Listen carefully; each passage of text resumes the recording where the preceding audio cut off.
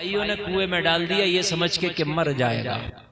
सुना आपने किस्सा हजरत यूसुफ का? भाइयों ने कुएं में डाल दिया कि मर जाएगा, लेकिन सपोर्ट अल्लाह की थी। कहा तुम कहते हो मर जाएगा और अल्लाह कहता है मेरा यूसुफ कुछ कर जाएगा। भाइयों ने कुएं में डाला कि यूसुफ मर जाएगा और अल्लाह की सपोर्ट थी। अल्लाह ने क्या किया मालूम है आपको? हजरत यूसुफ को कुएं से निकलवाया और निकलवाने के बाद हजरत यूसुफ को कहां भेजा मालूम है? किनान के में। और किनान से हजरत यूसुफ मालूम है कहां पहुंचे? मिस्र के बाजार में। और मिस्र के बाजार से मालूम है कहां पहुंचे? अजीज मिस्र की हवेली में। और अजीज मिस्र की हवेली से मालूम है कहां पहुंचे? कैद खाने में। दुनिया सोच रही थी कि मामला फिर बैक में चला गया, यूसुफ तो फिर चले गए कैद खाने में। लेकिन बन के फानूस जिसकी हिफाजत हवा करे वो शमा क्या बुझे जिसे रोशन खुदा करे। बेशक सुभान अल्लाह। हजरत यूसुफ को 12 साल की कैद सुना दी गई। तवज्जो करना, मैं ये तफसील से किस्सा नहीं सुनाना, बहुत शॉर्ट में आपको तक पता चले। और ये कुरान के हवाले से मैं बोल रहा हूँ, सूरह यूसुफ 12वें और 13वें पारे में ये पूरा किस्सा है जो मैं बयान कर रहा हूँ। हजरत यूसुफ को 12 साल की कैद खाने में डाल दिया गया। लेकिन जब अल्लाह चाहता है तो जमीन से उठा के आसमान पे पहुंचा देता है, और जब अल्लाह चाहता है तो आसमान से गिरा के जमीन पर पटक देता है।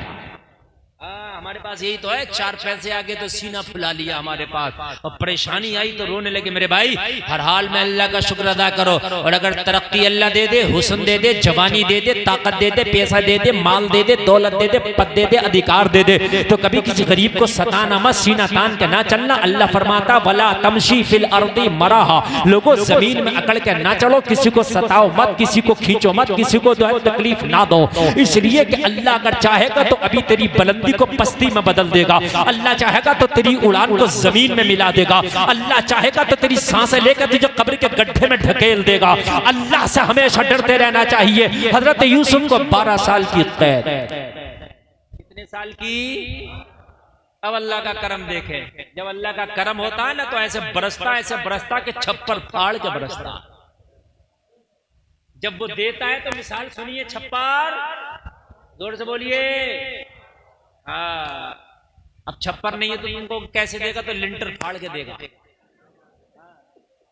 उसके लिए कोई मुश्किल नहीं है, कोई बईद नहीं है, समझ रहे हैं आप? हाँ, हजरत यूसुफ कैद में है, बादशाह ने ख्वाब देख लिया। अब बड़ा परेशान हुआ, क्या इसकी कोई ताबीर बताए, कोई नहीं बताता। किसी ने कहा बादशाह अगर ख्वाब की ताबीर चाहते हो तो जिस यूसुफ को कैद खाने में डाले हो वो यूसुफ ख्वाबों की सच्ची ताबीर बताते हैं। उन यूसुफ से अपने ख्वाब की ताबीर पूछो, वो तुम्हारे ख्वाब की ताबीर बताएंगे। और जलसे में आने वालों, बादशाह तो बादशाह है, हजरत यूसुफ को बुला भेजा। अब हजरत यूसुफ को अल्लाह ने कहा यूसुफ अब गर्दिश के दिन छटने लगे, अब मैं तरक्की के दिन तुमको अता करने वाला हूं, अब मैं कैद खाने से मैं तुम्हें तख्त पे बिठाने वाला हूं।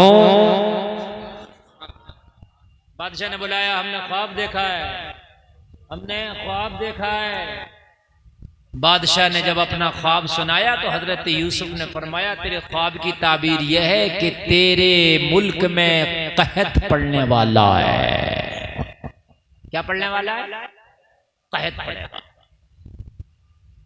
अच्छा, ये मेरे ख्वाब की ताबीर है। हाँ, हजरत यूसुफ ने फरमाया कहत पड़ेगा, बहुत खतरनाक, 7 साल तक कहत रहेगा, जमीनें सब्जा उगाने से कासिर रहेंगी, बारिश का कतरा नहीं बरसेगा, जमीनें बंजर हो जाएंगी, लोग भूख और प्यास की वजह से मरने लगेंगे, तेरे जानवर हलाक होने लगेंगे, तेरी हुकूमत को खतरा लायक हो जाएगा, इतनी जानों को तू कैसे बचाएगा?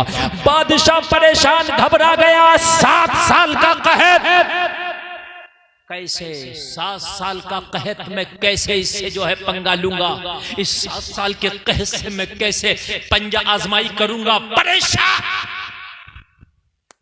अब हजरत यूसुफ को वो मानता नहीं था बादशाह। वो बादशाह तो गैर खुदाओं की पूजा करने वाला था। माबूदा ने बातिला की इबादत करने वाला था, लेकिन हजरत यूसुफ की बात समझ में आ गई। कहने लगा, यूसुफ अगर इस कहत से लड़ने का अगर मुझे हथियार बता दो तो अभी कैद खत्म। जब आप कहत के बारे में बता सकते हैं तो इससे किस तरीके से छुटकारा हासिल किया जाए उसके बारे में भी आप बता सकते हैं। नबी इंजीनियर भी होता है, नबी साइंसदान भी होता है, नबी डॉक्टर भी होता है, नबी अपने वक्त का बेहतरीन लेक्चरर भी होता है। आला हजरत तो नबी के लेक्चर के और नबी की जबान के लिए फरमा रहे, तेरे आगे यूं है दबे लचे फुसहा अरब के बड़े बड़े, कोई जाने मुंह में ज़बां नहीं बल्कि जिस्म में जान है।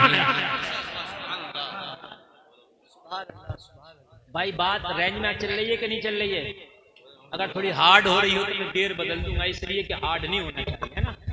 मैं तो बड़ी हार्ड बात कर जाऊं, इतनी हार्ड कर जाऊं कि शायद समझने के लिए आपको सालों लग जाए, इसलिए मैं बड़ी आसान जबान में तकरीर करता हूं। कभी कभी लोग कह देते हैं भाई पता नहीं मौलाना ये बोलकर, मैं असल में जिन लोगों में तकरीर करता हूं उन्हीं की जबान में बोलने की कोशिश करता हूं। बस थोड़ा सा लगेगा लेकिन समझा के निकल जाऊंगा इंशाअल्लाह। नबी को अल्लाह सारे उलूम दे करके भेजता है। हजरत आदम अलैहिस्सलाम को पता कितने इल्म दिए थे? 7.5 लाख जबानों का इल्म था। सुभान अल्लाह, कितने?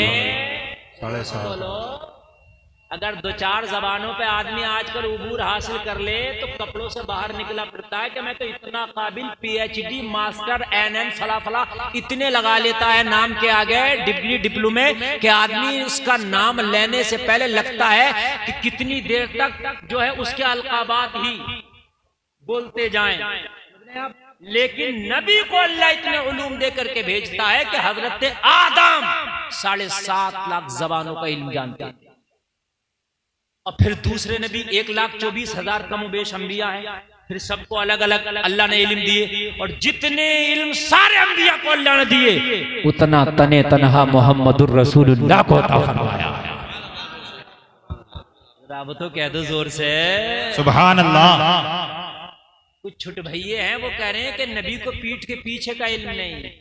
इन बेवकूफों से पूछो, हजरत आदम को 7.5 लाख जबानों का इल्म है, और जो हजरत आदम के भी नबी हैं जिनकी वजह से हजरत आदम को नबूवत मिली, उनको पीठ के पीछे का इल्म नहीं। जितना तमाम अंबिया को अल्लाह ने इल्म दिया इतना खाली अपने नबी को अता कर दिया, और कुरान में ऐलान कर दिया वअल्लमा का मा लम तकुन तालम, नबी जो जो ना जानते थे वो मैंने सिखा दिया। नारे तकबीर, नारे रिसालत, मसलके आला हजरत, अज़मते कुरान, अल्लामा मुफ्ती गुलफाम साहिब क़िबला, नारे तकबीर, सरज़मीने बुलंदपुर, नारे रिसालत। अब बताइए नबी को कितना इल्म होगा? मेरे भाई कोई नाप सकता है कितना इल्म होगा? यार जब एक साधारण नबी की मैंने बात बताई 7.5 लाख जबानों का इल्म, तो जितना सब नबियों को इतना मेरे नबी को अब मुझे बताइए कितना होगा।